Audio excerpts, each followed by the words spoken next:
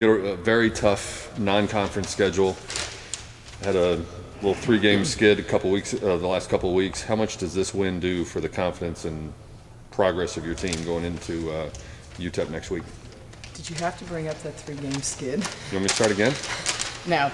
I guess you could say our non-conference schedule finally paid off, because I thought it was a hard-fought ball game by both teams. I thought, you looked at first half, both teams shooting threes. I think both teams hit 5 threes that first half. Both teams shut down shooters the second half, and it was a little bit lower scoring the second half, and it was a physical game. But I'll tell you what I saw a difference in today was Delisha Wiz. That's the first game she's really played like the old Delisha since back from Christmas. And, we challenged her and our post players at the beginning of the game to have an inside presence in the paint. I look here at Delisha's, just 16 points. And that's what we need from her. She should be double digits. The other thing is we hit big free throws at the end of the game. And that was nice for our confidence, because the last 2 games we shot 53 and like 47% from free throw. So, we'd be a good team. If they were undefeated in the conference, they were 10-6. So, hey, hopefully this is us making progress, and plus it's nice to be home. That's the other thing. We haven't been home a lot since God knows one game. In the past, UCF has often had a pretty good 2-man game going. You guys defended it pretty well today. Was that one of your keys of areas of focus going in? We pretty much switched most picks at the wing. We switched, our post players switched, and at times they're going to get some shots, but by switching it takes away the open look coming off an on-ball pick, and that's kind of their game. They run a continuous 2-man game. I thought that's the best we've defended it since we've been playing UCF, to be honest. Now heck, Chelsea Wiley, the first half, it didn't matter where you were, she was going to hit it. She had some tough shots that first half, but we double teamed her a little bit the second half, and luckily she cooled off a little bit. They got all but 5 points out of 4 players. Did the absence of Angelica Mealing really shorten their bench?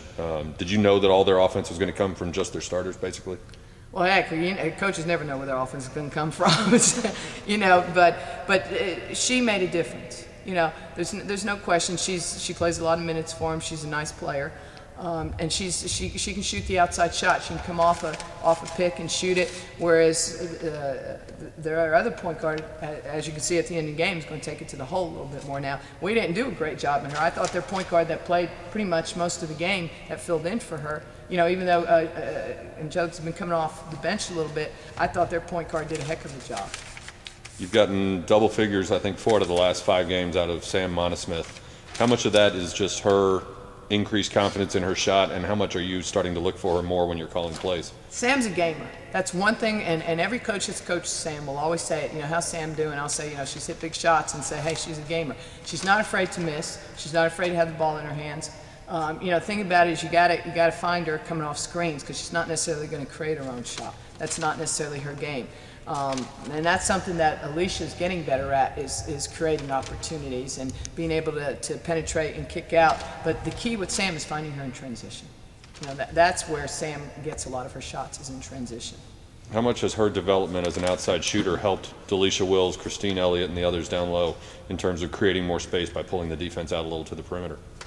Well, what's interesting, you've heard me talk about our post-game or high-low game for many years, and all of a sudden you look at the top 4, until maybe this game, and probably even after this game, our top 4 scorers have been our guards, which that's been unheard of in the past. And so, from that standpoint, it opens, when you have shooters that can shoot it, it opens it up inside. I thought Chris turned down a couple shots, a couple moves today.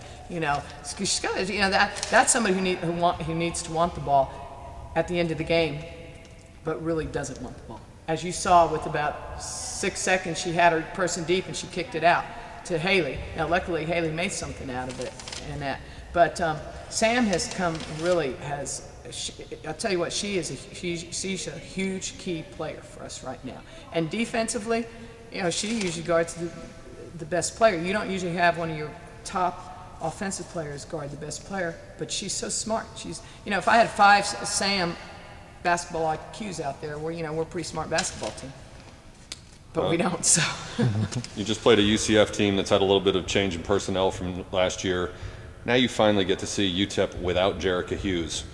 How different are they, or what's the biggest difference with her coming in next weekend at Moody Coliseum?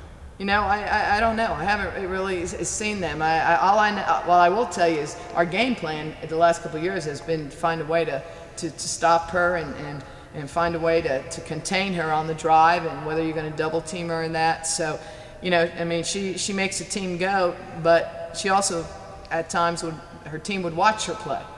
So there's, you know, it's kind of a give and take, but I haven't really paid much attention until now. I tried to figure out who her next game was, because I generally don't even look at her next game. So most people can rattle off their schedule. I cannot. How do you feel about the balanced scoring effort with your team? I mean, out of all the players that got minutes, everyone scored except one player. When you look at the stat sheet for UCF, like you were talking about. I thought, you know, the fact that everybody contributes like that, I think that's huge. Whether it's 2 points here and there, you know, the people who came in off the bench, I thought, did their job. You know, Keel Simpson, you know what Keel's going to do. She's going to rebound. She's going to keep balls alive. Even though I don't think she got any off. Keel did. She had 4 offensive rebounds. She had 4 rebounds, all offensive. And see, I look at that as 8 potential points. You know, that's how I look at that. But I thought, you know, Sarah did a better job the first half coming in. You know, Crystal Johnson only played a couple minutes, but she did what she was supposed to during that couple minutes. You know, your bench, they have to understand their role. And today, our bench, you know, had specific roles. I mean, this was a team that I felt like we had to go with experience against. You mentioned Crystal, shortest player on the floor, gets your only block shot. Defensive coaching there? You know, to be honest, I'm going to tell you, I may have missed that. I may have been talking, so I may have missed that. So you sure it's not a typo? No, I'm not sure. Because I missed it. I was talking during that time. Okay, so we did hit 23, 26, 88%. Okay. I didn't get a chance to look at all these stats. But.